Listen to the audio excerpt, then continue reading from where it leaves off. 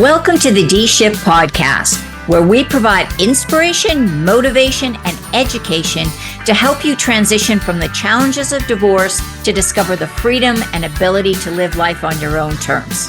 Are you ready? Let's get this shift started. Hello, and welcome to this episode of the D-Shift podcast. And I'm going to repeat myself once again. I just love interviewing people that I know, that I've had the opportunity to listen to and even interview before. And that certainly is my guest today. So I want to introduce you to Dr. Arnie Buss. He is a relationship and communication coach, and he really focuses on helping high achieving women feel more alive, emotionally connected, and at ease in their relationships and within themselves. And he does that through helping people get better at communication. And Arnie is the co-founder of the Sympatico Communication Method, and he's also co-author of the book, Here, Engaging with Our Aware, Loving Hearts. And Arnie, I am so grateful to have you on the podcast today. I'm so happy to be here, Marty. It's great to talk to you again. Well, it is. And it's, like I said, it is nice when you kind of know the other person on the other side of the Zoom camera lens. So Arnie has spoken at both of the big summits that we've done. And he also, we also collaborated on a workshop that he provided last fall, I think, wasn't it, Arnie? Mm-hmm. Where you shared some communication tips. So before we get into the Sympatico Communication Method, let's talk a little bit about why this became your area of focus. Yeah, well, it was actually because of what had happened in my marriage. I at about the 20-year mark, we just sort of hit a wall.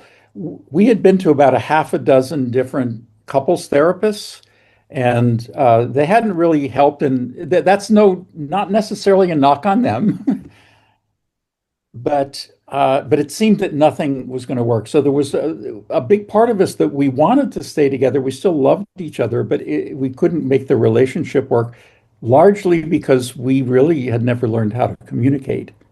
So what happened was my wife had filed for divorce. We were separated. And she came to me and said, look, we need to learn how to talk to each other, because we had 3 children. And when you have children, even if you're divorced, there's always going to be a connection. So she said, we need to learn how to talk to each other. And so she took me to this class on interpersonal communication. And I learned something in that first class that changed my life. I learned I was really terrible at it. Terrible. It was like, I mean, I thought I was a good communicator, but what I realized is that the most important thing is I didn't know how to listen. I didn't know how to listen deeply, to validate, and especially really validate my wife's feelings. So I just kind of kept taking a few class after class because I really wanted to learn this. And almost by accident, what happened is our conversations all of a sudden went from us fighting all the time to just being very comfortable, even in places where we had disagreements. And so at some point, my wife said, hey, this is really working. Why don't you move back in? And it's been like 24 years since then. And the reason I'm so passionate about communication is because they made the difference in my relationship when all the therapy and couples counseling didn't. And that's not a knock on any of that stuff, because that's all very valuable. Yeah. And we talk about that, a lot on this podcast, that therapy is great for uncovering patterns, for looking at past events and how they're impacting the future. But it doesn't necessarily teach you, some therapy does, but not all therapy teaches you concrete skills. And it sounds like that's what you really invested in, was those concrete skills for communicating. Exactly. And there was an amazing teacher she was local to the Monterey Peninsula where I am here. And she wasn't that well known, but what I learned from her and what I came to call the Sympatico Method, because she passed away about 5 years ago, before her work became more widely known. Her name was Selwa Said, And people who had studied with her just really, I mean, she was just amazing. I never could have come up with a lot of this on my own, to be honest. Uh, and it, it's kind of two. There are kind of two parts to it. One is some of the technique stuff, but really the key part, and that has to do with the subtitle of the book, "The Aware Loving Heart." And the thing about the loving heart is that even in a couple who was going to be apart, divorced, you can still have a loving heart toward the other person. In other words, it's not the same as being in love or anything like that. It's seeing the other person through a lens that makes them okay. Yeah. Yeah. And and it's really that attitude is the underlying principle of that, and all of the particulars follow from that. And I think I love that because there's nothing wrong with still having kind feelings towards an ex-partner. And there's some good reasons why you may just walk away and go, that's it, I'm done. And there's really good reasons to do that. But you don't, this focus is for couples who are not facing some kind of abusive or really extremely damaging situation that causes them to go through the divorce. Oh, absolutely. Yeah. In the case of any kind of abuse, I mean, there's the communication skills are not the No. appropriate remedy Right. for that. But I'm going to say this that, Arnie, I really do believe, though, that you have to let go of the anger around that in order to heal yourself. And if you don't, you may end up carrying some of that stuff, including the way you communicate with somebody, into your next relationship. And you may end up losing a really good relationship because of some of those bad, I'm not going to say bad habits, but some of those habits we've developed Yeah. over time. Yeah, and I've been studying with a therapist named Terry Real is his name. He has it's called the Relational Life Institute, and it's some the way he puts it is he talks about being relational as opposed to being individualistic, and in a way, I think we need a balance of both, but there tends to be less relationality. So even if you're a divorced couple that has children, are still going to have a connection, and so there's a minimum level of relationality that's still going to be necessary. And the other thing is this: is that children are just very perceptive. So I would counsel anybody who's in a co-parenting relationship is that they're modeling for their children how to have an effective and productive relationship even in the face of being separated. Yeah. Yes. Because we know how kids model. They're Exactly. going to, whatever they see mom and dad do, that goes into their long-term memory, and that's where it gets stored. And when they get under stress and pressure, that's what's going to come out. So, Arnie, let's talk a little bit about the Sympatico Communication Method. Mhm. Tell us a little bit about what it is, and maybe if you could give us a couple of tips and ideas from it to Yeah. to maybe just spark people who are sitting here going, I don't even know how to change my communication with my partner.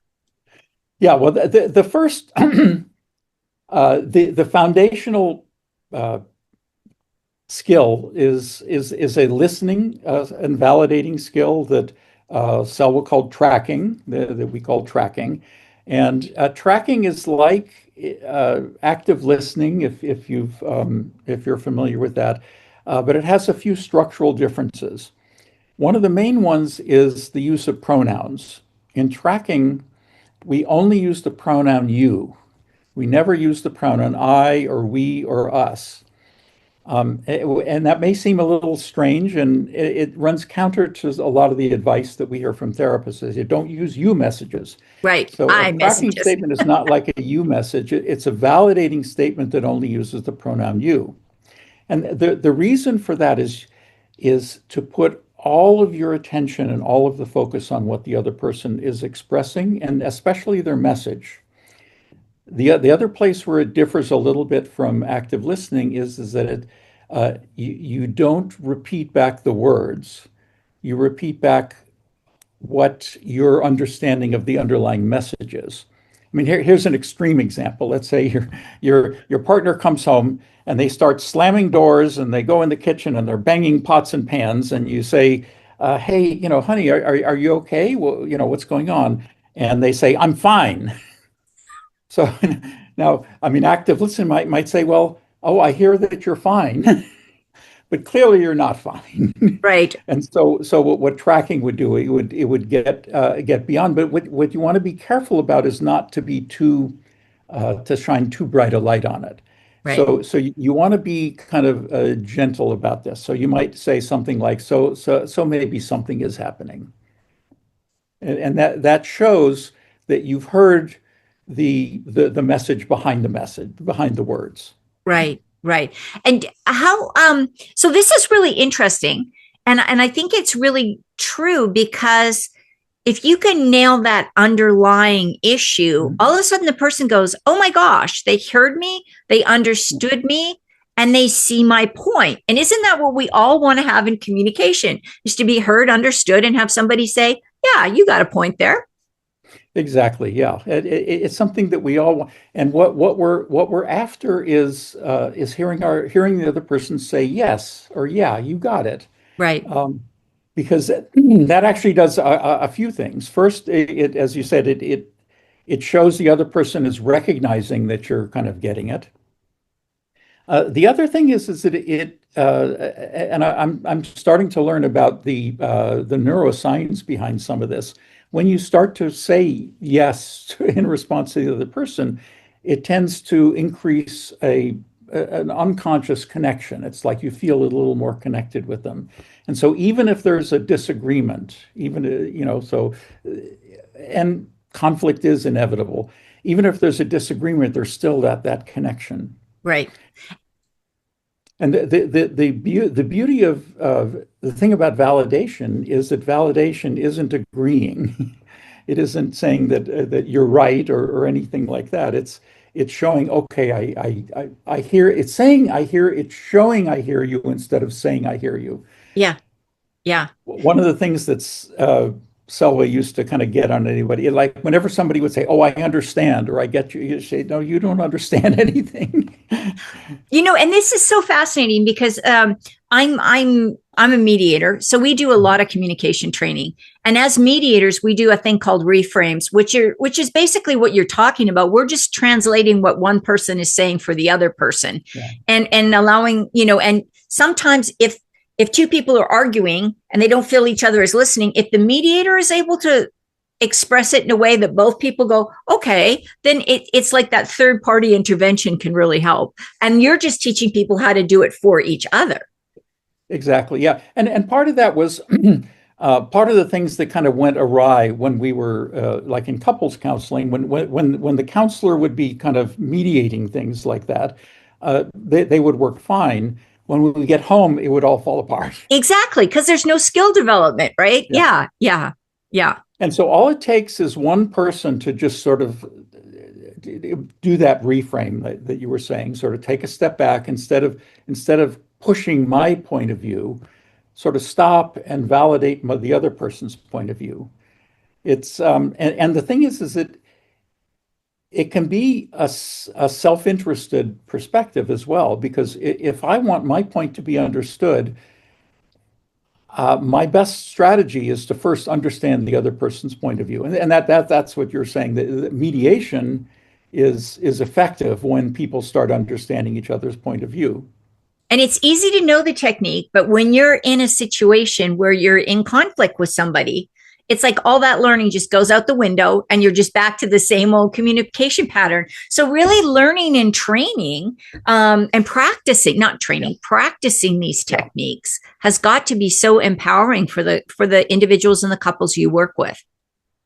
Yeah, it is. And well, like one little training wheels thing that I do for somebody who's learning at first is the two little words that are almost magical, and those words are "so you." Because what that does is if you can just sort of say those words and then try to express what you think that the other person's message was, then you're at least getting kind of closer to that. Yeah. And it's avoiding like one of the reasons to avoid the pronoun I is that you're taking attention away from the speaker and onto yourself. Right. So for example, if like one thing I would hear a lot from my wife before all this is that, you're not listening to me. You never listen to me.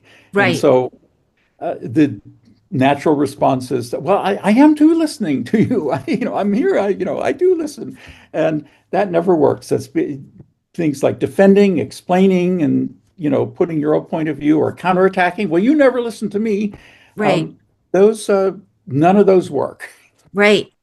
But And okay, now what's going on? Like a tracking response would be okay.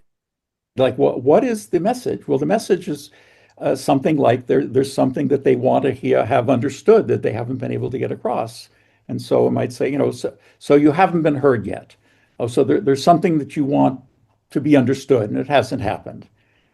Or if the operative word is never, it might, the interesting thing about never is that never is never literally true. But then so if you start arguing about that, then again you're just kind of off the rails. But if somebody says never or always, what it really means is it's happened more often than than is comfortable. And if you reflect back to them, that'll usually connect. So this has happened too often for you, and you want it to stop. And what You a know, nice, non-judgmental, like you said, it's a yeah. gentle way of saying it. Now, what happens, Arnie, if let's say I do that, I do the so you, and I repeat back what they want, and I don't quite get it right? Like, is that going to upset them, or how do they take it if I don't nail that underlying message? Yeah, great question. Because the sometimes I get the feedback that okay, you're trying to mind read and whatever.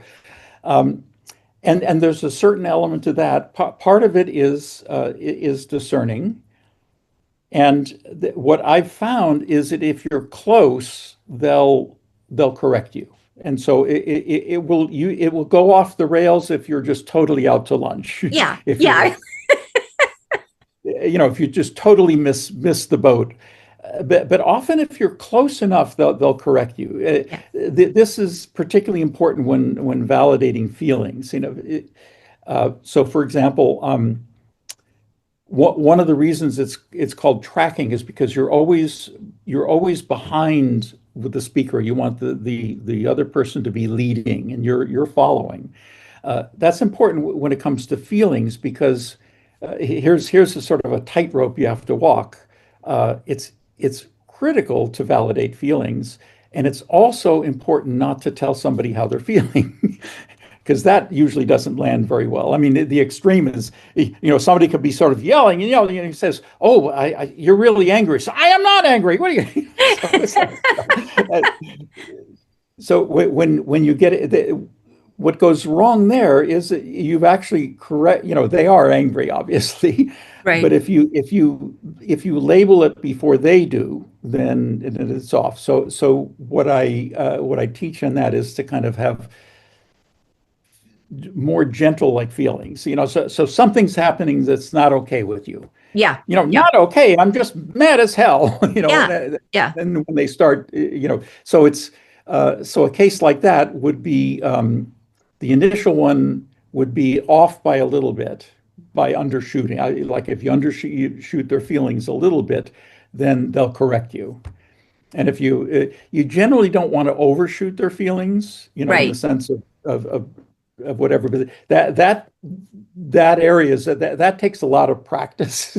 Well, and I was going to say, the other thing is you're doing this with a partner. So this is Yeah. not a total stranger that you're standing across the room from when you're having or sitting across the table from. So you probably have a pretty good idea if they have if some of those words are trigger words for them. And then you obviously would not use them. You come up with a similar term, a gentler term, a more acceptable term for them.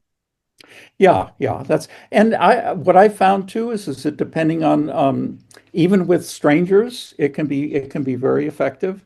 Right. The um, one of the things that really solidified this for me was it was in one of the classes I was with this woman. So she was an elderly woman in a wheelchair. So imagine this small elderly woman in a wheelchair, and one of the men at her at this workshop she was giving, he got triggered by something somebody else had said, and so that this big angry guy. He was cursing, he was yelling, he was just carrying on, and it was scary. Like everybody else was kind of running away. Right. He rolled her wheelchair right up to him. So imagine the 6 foot guy Right. screaming and ranting and raging, and she just basically tracked this guy in a very effective way by kind of matching his energy Right. and validating what was going on for him. And within 10 minutes, he was like all the way calmed down. Yeah. Yeah. So, Yeah, it's um, amazing how powerful it can be. Yeah, I've had people yelling and cursing and screaming at. I had one guy stand up and flip a table in a mediation, oh and my we goodness. just you just sit down and you work through it. And one thing I found is when people are really angry, and I don't know if this ties into your method, but when people are really angry, if you can get them talking about the solution or how they want the Mhm. problem solved rather than the problem itself, they calm Yeah. down really quickly. Yeah. Well, the way this and what happened like a few weeks after that, I was actually in a similar situation at work where there was somebody who I didn't know that well, but he was really angry at something I was doing, and I basically applied the same thing, and it was to just validate the fact that something was just really off for them. Right. The key being to do it at an energetic level, which was almost theirs. Right. Um, Yes. this is 180 from what a lot of people teach. I mean, I've seen even respected teachers say, well, if the other person is yelling, you should respond calmly because when you do this, they'll calm down. And Yeah. I don't think they've ever actually been in that No, yeah, situation. I completely agree. Like the study, all of my training has been you have to match even breathing Yeah, patterns, everything. yeah, And then, you can slowly, and that's all NLP work. And then you can slowly bring them yeah, down exactly where you want. Now, it doesn't happen right away. sure. Yeah, this is fascinating. Now, Arnie, do you work with, I know you work mostly with women, but do Mhm. you work with men or couples if they're interested in some Yeah, support in this? absolutely. I do. I do. So, like, kind of one of my projects is I have started working with there's an online men's group, and I facilitate some communication there. And a lot of men come in and they're dealing with a very angry partner. Right. Many of them are either divorced or getting divorced or whatever, and they don't know what happened and everything. So I do work with men in that respect, but not as clients at Right. this point. Right. In terms of clients, women are the ones who are most they tend to be more relational. They tend to Yes. be more interested in communication and all these other things. Right. Right. Um, Yeah. It's funny. When you were saying that, so many times when I do mediation, when I used to do family and divorce, I would sit in the room with the husband. He'd go, I have no idea where this divorce came. I have not heard a word. There hasn't been a problem. I go talk to the woman. She said, I've been complaining about this for 5 years. He won't, this. And it's like two different yeah, perspectives. It's not even close. So, yeah, I do get that there's a difference there. Um, Arnie, I'm going to put you a little bit on the spot here. We are just about out of time. I cannot believe how fast these conversations go. But before we do that, I do want to talk about the fact that you have very kindly and generously offered a gift for everybody. It is the Stop Arguing, Start Connecting. Can you tell us a little bit about what that is? yeah. That's briefly an overview of this tracking skill that I've been talking about here, and it's because it kind of walks you through. It's a PDF, a report, and it just goes through the basics of how to apply this tracking skill in a situation where there's been a chronic argument. Yeah. Um, and the thing is that see, conflict is inevitable, but arguing is the least effective way to resolve a conflict. Exactly. Yeah. Yeah, exactly. So that leads us to my last big question for you. Okay. Out of all the stuff that you've talked about today, what is the takeaway you want listeners to remember from this conversation? I think the biggest takeaway is actually something that I heard my teacher Selwa Said say many times. One of her phrases was, she would say, "Never make anybody wrong." And then of course, and if you're listening to this, there's probably a part of you that's thinking something that we would respond to or say, well, but Selwa, what if they are wrong? And she would say, don't make them wrong for being wrong. So Wow. the take, and that has to do with this aware, loving heart idea. In other words, somebody could be wrong, you could disagree with them out the wazoo, and yet, if this is somebody who you do care about or once cared about very deeply, if you come from an attitude of not making them wrong, then it's more likely that you're going to have a better relationship. That's something really to think about, isn't it? Yeah. Don't make people wrong. Yeah. Yeah. That's so important. I heard the other day, and I thought it was a great saying. You can be happy, wealthy, and rich. No, you can be happy, healthy, and rich, or you can be right, but you can't be both. Exactly. Arnie, thank you so much for being here and for sharing your expertise and wisdom. If people do want to find out more about what you do or reach out to you, what's the best way to do that? At this point, probably, LinkedIn is probably the best place. It's Arnie Buss, and that's where I hang out a lot. Okay. You can also email at arnie@arniebuss.com. Okay, wonderful. And I'll make sure that your LinkedIn link is in the chat so people can connect with you easily. Arnie, thank you for your time and your wisdom. And thank you for sharing some really practical tips that people can use to get over a difficult part of their communication and get things rerouted onto the positive track. Thank you, Marty. It's a real pleasure. And thank you for the work that you do with divorced women. It is so valuable. Well, thank you, Arnie. And thank you, everybody, for listening to this episode of The D Shift. And don't forget to tune in to the next one.